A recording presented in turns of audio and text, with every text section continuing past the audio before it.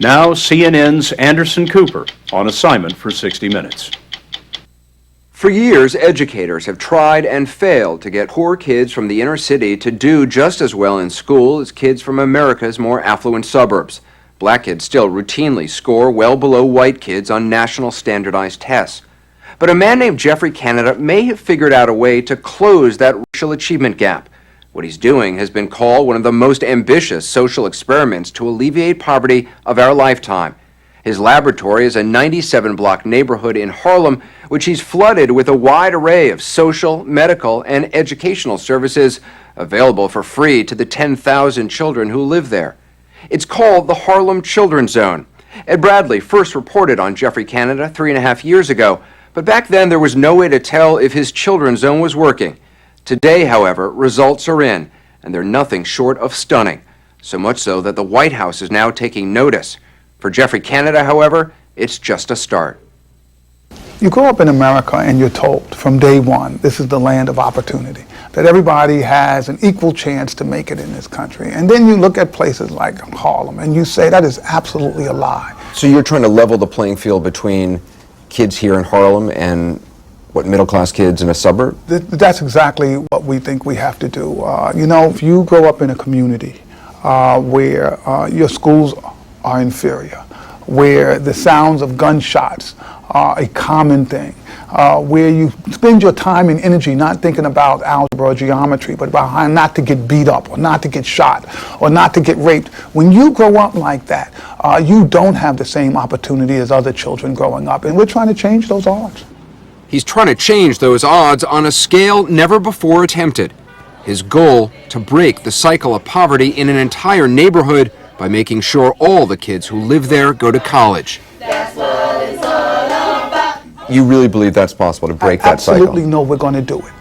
Canada remembers well what it was like to be a kid in the inner city. We couldn't afford. He grew up not far from Harlem in another tough New York neighborhood, the South Bronx.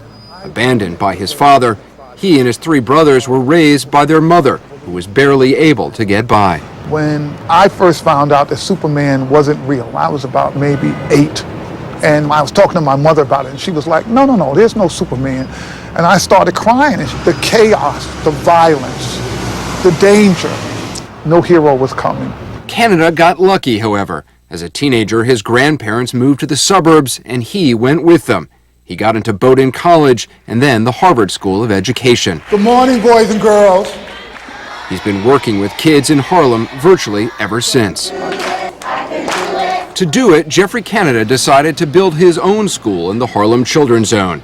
Right now, there's some 1,200 kids enrolled from kindergarten to the 10th grade. It'll eventually expand all the way through the 12th grade.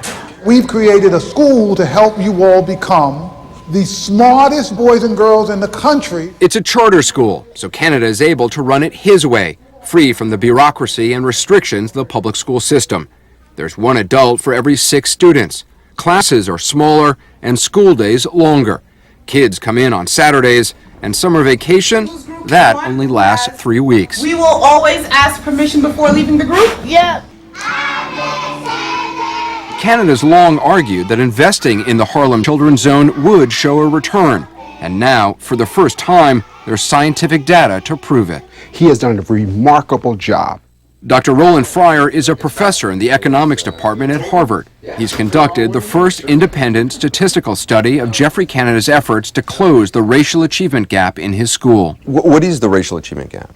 Black children in our schools are not performing at even close the rate as white children in our schools. So the average black 17-year-old reads at the proficiency level of the average white 13-year-old. 4-year difference in effective reading skills. That's huge. But when Dr. Fryer analyzed 4 years' worth of Promise Academy test scores, he discovered something remarkable. At the elementary school level, he closed the achievement gap in both subjects, math and reading. Actually eliminating the gap in elementary schools. We never say anything like that. Absolutely eliminating the gap. The gap is gone, and that is absolutely incredible. Last year, according to New York State data, 100% of Canada's 3rd graders scored at or above grade level in math. Good job. Narrowly outperforming their white peers in the city's public schools. 96? Is that the answer? Yes. Even more impressive, Canada's impact on middle schoolers, kids who enrolled in the Promise Academy in the 6th grade. They started out far behind grade level, but Dr. Fryer found that within 3 years they had virtually eliminated the achievement gap in math and reduced it by nearly half in reading. These are kids that a lot of people had given up on, and he showed that it's never too late. How will you know when the Children's Zone has worked? When I see my kids by the thousands with degrees, I will say this is what we set out to do, and we've done it. We've got our kids in the best schools in America. They're going to be successful. They'll be competing with everybody else all over the country. People will be looking for kids from Harlem, saying, oh, those kids are so great from Harlem. We need more kids from Harlem to come in. Then we'll be successful.